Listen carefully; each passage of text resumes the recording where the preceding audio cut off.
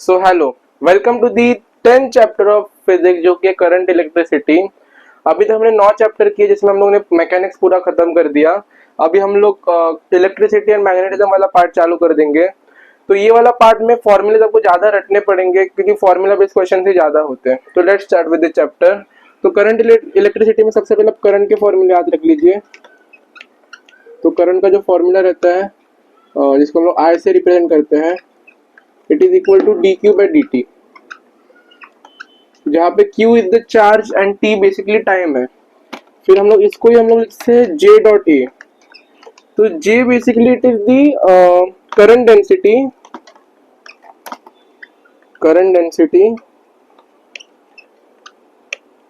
And A basically area है। और इसका और एक फॉर्मूला रहता है NEA VD, ठीक है, जहाँ पे N is equal to number of electron, E is equal to charge, ये बेसिकली एरिया है, और VD is equal to drift velocity. तो ये दोनों फॉर्मूले इतने ज्यादा इंपॉर्टेंट नहीं है, but still questions can come from here. लेकिन ये वाला फॉर्मूले से सिंपल क्वेश्चन आने के ज्यादा चांसेस है। फिर ओम्स लॉ की हम लोग बात करते हैं। ओम्स लॉ की हम लोग बात करते हैं। तो ओम्स लॉ में हम लोग को पता है V is equal to I R. Basically वीर से याद लो तो वीर इज बेसिकली वर्ड, तो उसे याद लो V is equal to I R. फिर अभी अगर रेजिस्टेंस जो है वो बेसिकली सीरीज में कनेक्टेड है, तो इसमें आपको दो चीज याद रखनी है। जो आर इक्विवेलेंट है वो basically R one plus R two summation से आते रहता है। और दूसरी चीज जो आपको याद रखनी है वो क्या होती है कि यहाँ पे आई जो रहता है वो सेम रहता है और वी जो रहता है वो डिफरेंट रहता है अलोंग रेजिस्टेंस, डिफरेंट रेजिस्टेंस। और अगर आर जो है वो पैरेलल में है तो वो केस में 1 अपॉन आर इक्विवेलेंट जो रहता है it is equal to 1 upon R one plus 1 upon R two and so on. And यहाँ पे इसका उल्टा रहता है। बेसिकली यहाँ पे आई जो रहता है वो डिफरेंट रहता है एंड वी जो रहता है वो सेम रहता है। तो ये तो काफी बेसिक कॉन्सेप्ट 10th स्टैंडर्ड के कॉन्सेप्ट्स है। एंड उसके बाद अभी हम लोग बात करते हैं about metre bridge.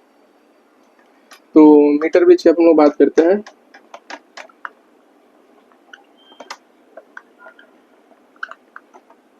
Metre bridge से पहले हम लोग और एक चीज की बात करेंगे जो कि ये होता है।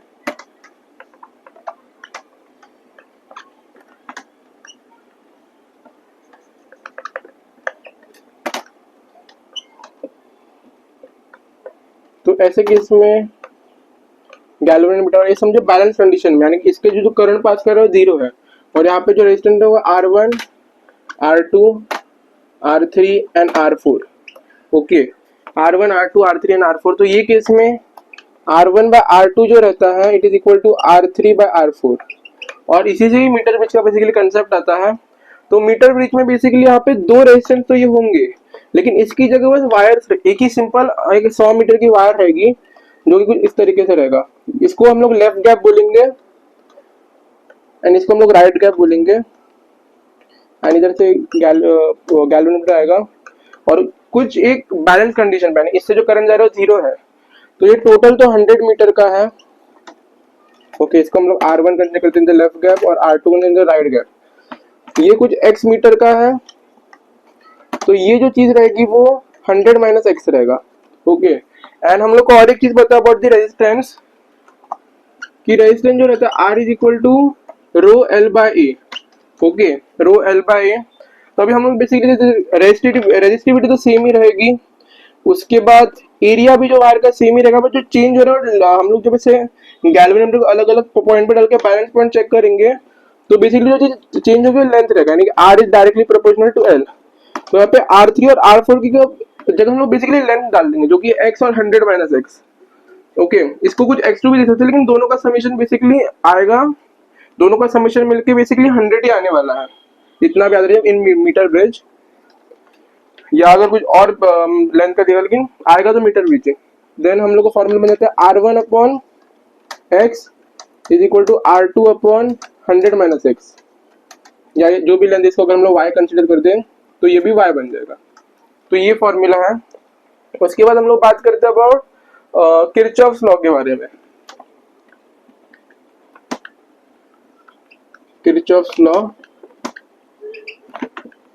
किरचॉफ का पहला जो लॉ है उसमें बेसिकली बोला जैसे कि ऐसे बहुत सारे यहाँ पे ऐसे वायर्स आ रहे हैं, इस पॉइंट से पास आउट कर रहे हैं, I1 I2 I3 I4 I5 I6। इसका बेसिकली है कि एक किसी पॉइंट है जंक्शन से जितना करंट आ रहा है, नेट करंट आ रहा है, उतना ही नेट करंट उस साइड से जाएगा अभी। तो basically I1 plus I2 plus I3 इसकी जो वैल्यू रहेगी जितने जा रहे हैं उसके बराबर, यानी कि I4 plus I5 plus I6, यानी कि सिंपल में याद रखे तो current going in is equal to current going out net, यानी कि समेशन। तो ये आप याद रख लीजिए।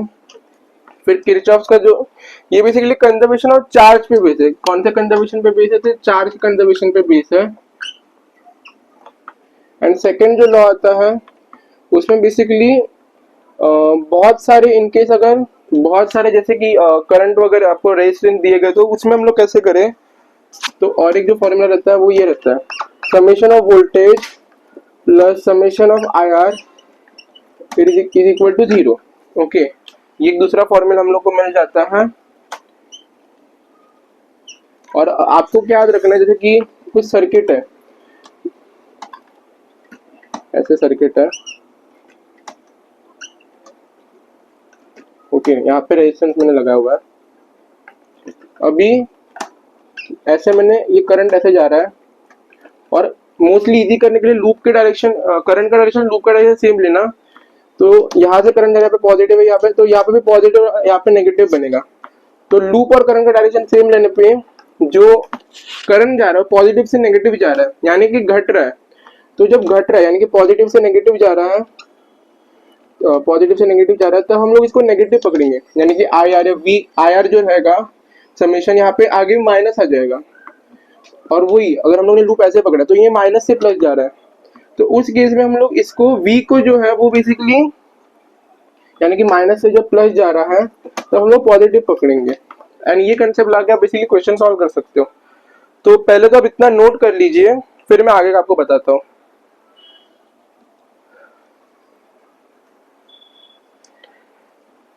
तो आई होप आपने नोट कर लिया होगा, तो मैं ये सब रब कर देता हूँ।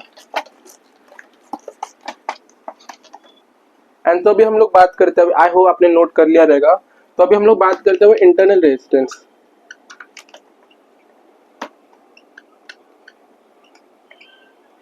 यानी कि हम लोग कोई भी बैटरी कनेक्ट करते हैं तो उसका अपना भी रेजिस्टेंस होता है। जैसे कि ये सर्किट है, ओके, यहाँ पे एक्सटर्नल कोई रेजिस्टेंस है आर, और यहाँ पे बैटरी, एक बैटरी है, ओके, ये पूरी बैटरी है जिसका कुछ इंटरनल जो वोल्टेज है बैटरी का, ईएमएफ जिसको हम लोग बोलते हैं बैटरी के, उसको हम लोग ई बोलेंगे। एंड इसका कुछ अपना इंटरनल रेजिस्टेंस स्मॉल आर है फॉर एन एग्जांपल। तो इसमें भी हम लोग को किरचॉफ का सेकंड लॉ लगा के हम लोग को निकाला कि टर्मिनल वोल्टेज कितना आएगा। ओके, हम लोग ने टर्मिनल पे इसकी वोल्टेज एक्चुअल में वो सर्किट को कितना वोल्टेज देगा।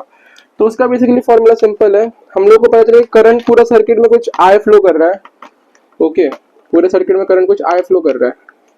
और वो हम लोग कैसे निकालेंगे, इन दोनों का समेशन करेंगे रेजिस्टेंस का डिवाइडेड बाय दिस ई, तो हम लोग को मिल जाएगा। और फिर हम लोग उससे टर्मिनल वोल्टेज निकालेंगे, और टर्मिनल वोल्टेज का जो फॉर्मूला रहता है V is equal to E minus I R.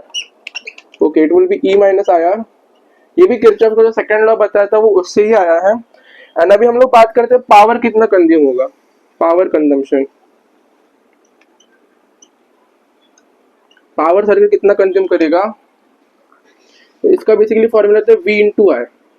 Okay, इसमें बेसिकली रेशियो से रिलेटेड क्वेश्चन पूछे जा सकते हैं, तो उसके हिसाब से आप बेसिकली ये वाला एक formula and V is equal to I R formula लगा के आप क्वेश्चन सॉल्व कर सकते हो।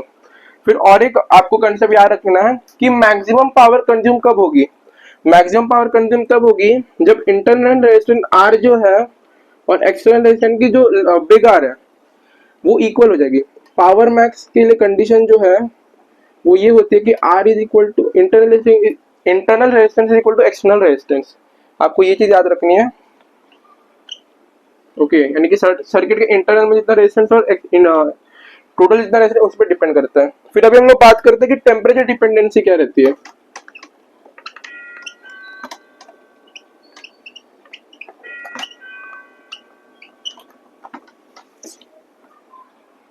स्केल अपॉन,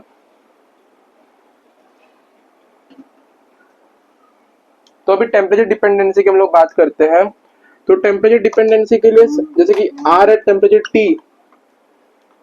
टेम्परेचर टी की जो वैल्यू रहती है it is equal to R naught 1 plus alpha delta T, जहाँ पे जो अल्फा है it is the coefficient and delta T is change in the temperature, and जो रो टी रहता है रेजिस्टिविटी। और रेजिस्टिविटी के बारे में आप और एक चीज याद रख लीजिए, जो रेजिस्टिविटी रहती है वो प्रॉपर्टी ऑफ मैटर रहती है, यानी कि लेंथ एरिया चेंज करने से उसको कुछ इफेक्ट नहीं आता है, it is basically property of matter. और हम लोग किसी मटेरियल वायर का मटेरियल चेंज करेंगे तभी वो चेंज होगी, ठीक है, ये आप चीज याद रख लीजिए। एंड इसका भी फॉर्मूला है rho not 1 plus alpha delta T, okay. And समझिए आपको बेसिकली बोला गया है दो रेजिस्टेंस है, उसके बीच में टेम्परेचर वगैरह बाकी सब चीजें सेम दी गई है, वो सीरीज और पैरेलल में कनेक्टेड है अगर वो रेजिस्टेंस, तो उसके बीच का जो ये दो जो नेट कोएफिशिएंट रहेगा वो कितना रहेगा, तो आप वो डायरेक्टली याद कर लेना। तो वो जो रहता है यहाँ पे बता देता हूँ, वो रहता है दोनों सीरीज में कनेक्ट करो या पैरेलल में कनेक्ट करो रेजिस्टेंस को, दोनों ही केस में it is alpha 1 plus alpha 2 divided by 2 series के लिए, एंड पैरेलल के लिए भी सेम डिवाइडेड बाय 2 पैरेलल के लिए। फिर हम लोग बात करते हैं अबाउट एमीमीटर एंड वोल्टमीटर के बारे में, ओके। एमीमीटर के बारे में बात करते हैं and talking about voltmeter, okay. तो एमीमीटर हम लोग को बेसिकली गैल्वेनोमीटर, एमीमीटर बेसिकली करंट को मेजर करता है, और जो आइडियल एमीमीटर रहता है उसका जो रेजिस्टेंस रहता है आइडियल के लिए, रेजिस्टेंस जो रहता है it is equal to 0 ohms, okay, 0 ohms रहता है। एंड वोल्टमीटर की बात करें तो नाम से ही समझ में आएगा वोल्टेज मेजर करता है, और आइडियल जो रहता है वो केस में R is equal to infinity, okay, ये आप दो चीजें याद रखना। फिर अभी गैल्वेनोमीटर को वोल्टमीटर में कैसे कन्वर्ट करना है, जैसे कि ये ऐसा सर्किट है, यहाँ पे रेजिस्टेंस आपको दिया, क्वेश्चन कैसे सॉल्व करना है, तो हम लोग बेसिकली एक स्मॉल रेजिस्टेंस शंट यहाँ पे लगा देंगे RS, और यहाँ पे एक R है, ओके। अभी करंट कुछ I आ रहा है, तो यहाँ पे IC करंट जा रहा है, तो इतना करेंगे एमीमीटर के केस में हम लोग पैरेलल में कनेक्ट करते हैं रेजिस्टेंस को, पैरेलल में रेजिस्टेंस को कनेक्ट करते हैं, तो IC आ रहा है और यहाँ पे जा रहा है I माइनस IC जा रहा है। और हम लोग को पता है कि पैरेलल में वोल्टेज जो रहता है वो वोल्टेज बेसिकली सेम रहता है, यानी कि इसके अलोंग वोल्टेज और इसके अलोंग वोल्टेज सेम रहेगा। तो voltage 1 is equal to voltage 2, इससे हम लोग को मिल जाता है कि RC is equal to I minus IC into RS, okay. And इससे आपको जो भी वैल्यूज दे देंगे आप वो बेसिकली ढूंढ सकते हैं। फिर अगर हम लोग वोल्टमीटर की बात करें तो वोल्टमीटर के केस में हम लोग बेसिकली सीरीज में कनेक्ट करते हैं, ओके। तो ये सेम ही चीज है, यहाँ पे R है, करंट I आ रहा है, फिर यहाँ पे हम लोग ने एक रेजिस्टेंस और लगा दिया RS, और अभी हम लोग को इसके अलोंग पूरे के अलोंग वोल्टेज हम लोग को निकालना है। तो सिंपली आपको बस किरचॉफ लॉ लगाना है यहाँ पे, ये जैसे कि VB है, ये VA है, ओके, ये VB है और ये VA है, तो VA की वैल्यू कितनी रहेगी, VB minus R plus RS, okay. VB की वैल्यू ये रहेगी, और हम लोग ऐसे उसको लिख सकते हैं कि VB minus VA is equal to R plus RS, और इसको ही हम लोग टर्मिनल वोल्टेज बोलेंगे, तो VT is equal to R plus RS। तो ये आप डायरेक्टली फॉर्मूला याद रखना, ये कंसेप्ट याद रखना कि आइडियल वोल्ट मीटर का रेजिस्टेंस कितना रहता है, ये याद रखना, ये एक फॉर्मूला याद रखना, एंड ये याद रखना power consumption max R is equal to R पे होता है, याद रखना। That's it for this chapter, thank you.